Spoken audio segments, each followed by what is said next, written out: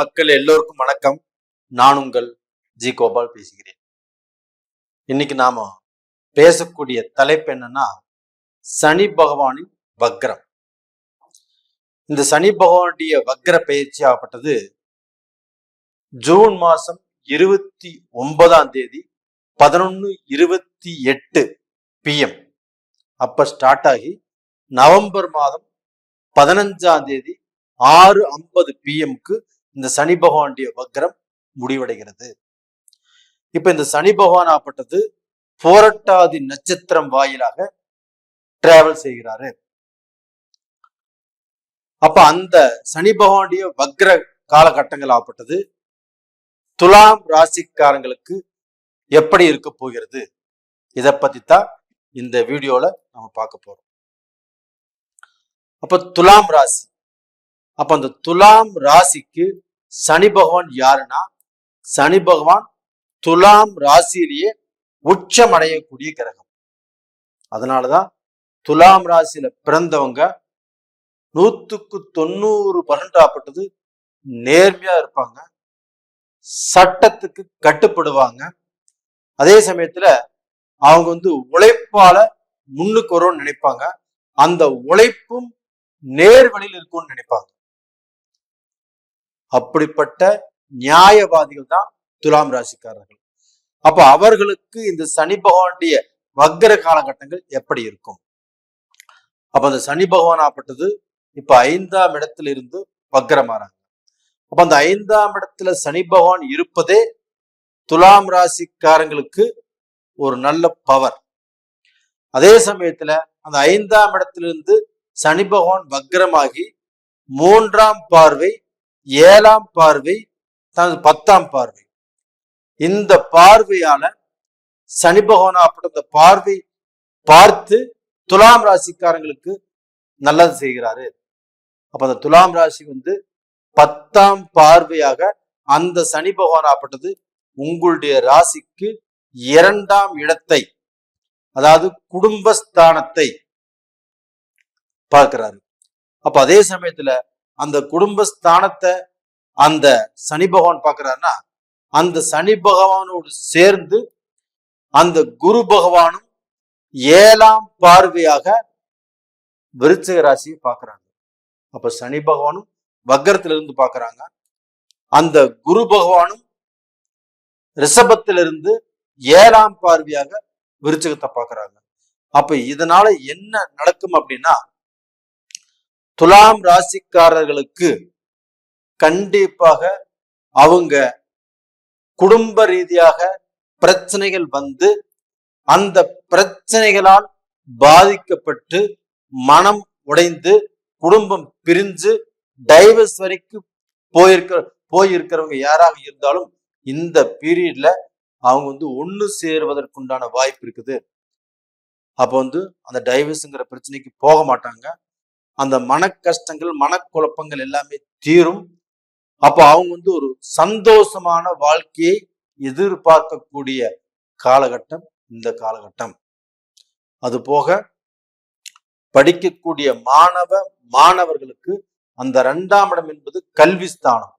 அப்ப அந்த கல்வி ஸ்தானத்தை அந்த குரு பகவானும் பார்க்கறதுனால, அந்த சனி பகவானும் வக்ர கதியிலிருந்து பார்க்கறதுனால கண்டிப்பாக படிக்கக்கூடிய மாணவிகளுக்கு நல்ல ஞாபக சக்தி வரும், படிப்புல தேர்ச்சி பெறுவீங்க. நீங்க நினைத்த இடத்துக்கு காலேஜ்ல கண்டிப்பாக சீட் கிடைக்கும். அதனால மாணவிகள் கவலைப்பட வேண்டியது இல்லை. இது போக துலாம் ராசிக்காரங்க அவங்களுடைய வாழ்க்கையில அவங்க செஞ்சுட்டு இருக்கக்கூடிய வேலையில உயர் பதவி கிடைக்கும். அப்ப அந்த உயர் பதவி, உயர் அந்தஸ்து, உயர் கௌரவம், இதன் மூலியமாக துலாம் ராசிக்காரர்கள் இன்னும் ஒரு படி மேல சந்தோஷப்படுவாங்க. அப்ப எனக்கு நல்ல வேலை கிடைச்சிருக்குது, நல்ல பதவி கிடைச்சிருக்குது, அந்த பதவியில உயர்வு கிடைச்சிருக்குது அப்படின்னு சந்தோஷப்படக்கூடிய காலகட்டம் இந்த காலகட்டம். இது போக பாத்தீங்கன்னா அந்த துலாம் ராசிக்கு 7ஆம் இடத்தை சனி பகவான் பார்க்கிறாங்க. அப்ப அந்த 7ஆம் இடத்தை சனி பகவான் பார்க்கறதுனால கண்டிப்பாக திருமணங்கள் யார் யாருக்கெல்லாம் நடக்கவில்லையோ, அந்த திருமணத்துக்கோசரம் யாரெல்லாம் காத்துட்டு இருக்கிறாங்களோ, கடந்த காலத்துல தடைப்பட்ட திருமணங்கள் இந்த பீரியட்ல கண்டிப்பாக நடக்கும். ஏன்னா குரு பகவான் குடும்பஸ்தானத்தை பார்க்கிறாரு, சனி பகவானும் குடும்பஸ்தானத்தை பார்க்கறாங்க. அப்ப அந்த குடும்பஸ்தானத்தை பார்க்கறதுனால கண்டிப்பாக உங்களுக்கு குடும்பத்தை அமைத்து கொடுப்பார். உங்க குடும்பத்துல ஒரு நபர் அதிகமாவாங்க. அப்ப உங்க குடும்பத்துல கல்யாண கலை கட்டும். அப்ப டோட்டலா உங்களுக்கு அந்த கல்யாணம் ஆகல அப்படிங்கிற பிரச்சனை இனிமேல் இருக்காது, கண்டிப்பாக தீரும். அப்ப அது ஆணுக்காக இருந்தாலும் சரி, பெண்ணுக்காக இருந்தாலும் சரி, திருமணம் சம்பந்தப்பட்ட பிரச்சனைகள் கண்டிப்பாக விலகும். அப்ப இது போக அந்த துலாம் ராசிக்காரங்களுக்கு அந்த குரு பகவான், அந்த சனி பகவான் ஆப்பட்டது 11ஆம் இடத்தை பார்க்கறாங்க. அந்த 11ஆம் இடம் லாபஸ்தானம் அப்படிங்கிறதுனால இவங்களுக்கு எந்த தொழிலை இதற்கு முன்னாண்ட அவங்க செய்யணும்னு ஆசைப்பட்டு காத்துட்டு இருந்தாங்களோ அந்த தொழிலை இந்த பீரியட்ல கண்டிப்பாக செய்யலாம். அப்படி செய்தாலும் நல்ல மாற்றங்கள் உருவாகும். அந்த தொழில் மூலியமாக நல்ல திருப்தி கிடைக்கும். நம்ம இவ்வளவு நாள் நினைச்ச தொழில், நம்ம ஆரம்பிக்கும் நினைச்சிட்டு இருந்த தொழில் இந்த காலகட்டத்துல நாம ஆரம்பிக்கிறோம் அப்படிங்கிற ஒரு முடிவு கிடைக்கும். அப்ப இந்த பீரியட்ல உணவு சம்பந்தப்பட்ட தொழில் கண்டிப்பா நல்லா இருக்கும். டெக்ஸ்டைல் சம்பந்தப்பட்ட தொழில் நல்லா இருக்கும். அது போக இங்க உள்நாட்டு வெளிநாட்டு வாணிப தொடர்புகள் இவங்களுக்கு நல்லா இருக்கும். கமிஷன் பேசிக்ல தொழில் செஞ்சாலும் நல்லா இருக்கும்.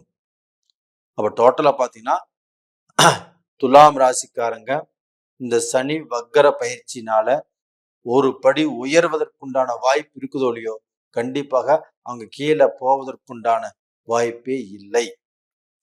அப்ப இந்த பீரியட்ல பாத்தீங்கன்னா துலாம் ராசிக்காரங்களுக்கு இந்த முழங்கால் சம்பந்தப்பட்டது, இந்த கணுக்கால் சம்பந்தப்பட்டது, இந்த கால் ஜாயிண்ட் சம்பந்தப்பட்டது, இந்த மாதிரி பிரச்சனைகள், அதன் மூலியமாக மருத்துவ செலவுகள் கண்டிப்பாக வரக்கூடிய வாய்ப்புகள் இருக்குது. அப்ப அந்த வாய்ப்புகள் இருந்துட்டாலுமே அந்த குரு பகவான் ஆப்பட்டது உங்களுடைய ராசிக்கு 12ஆம் இடத்தை பார்த்ததுனாலும், உங்க ராசிக்கு 2ஆம் இடத்தை பார்த்ததுனாலும், உங்க ராசிக்கு 4ஆம் இடத்தை பார்க்கறதுனாலும் கண்டிப்பாக உங்களுக்கு வரக்கூடிய பிரச்சனைகள் கண்டிப்பாக தீரும். அப்போ என்னடா இது, நம்மளுக்கு மருத்துவ செலவே பார்த்துட்டு இருக்கிறோம், நம்மளுக்கு ஒரு ரிலீஃப் கிடைக்கலையே அப்படின்னு நினைக்கிறவங்களுக்கு இந்த பீரியட்ல கண்டிப்பாக நல்ல ரிலீஃப் கண்டிப்பாக கிடைக்கும். அப்ப துலாம் ராசிக்காரங்களாப்பட்டது மருத்துவ ரீதியாக கொஞ்சம் செலவு பண்ணக்கூடிய சூழ்நிலை இருக்குது. அது போக துலாம் ராசிக்காரங்க அவங்க பார்க்க போன ஜாக்கிரதையாக இருக்க வேண்டிய இடம் என்னன்னா, கொடுக்கல் வாங்கல்ல நீங்க பார்க்க போன ரொம்ப ஜாக்கிரதையா இருக்கணும். அப்போ உங்ககிட்டயே பணம் வாங்குவாங்க. அப்போ உங்ககிட்ட வாங்கி ஒரு டைம் கேட்பாங்க, அந்த டயத்துக்கு அவங்களால கொடுக்க முடியாது.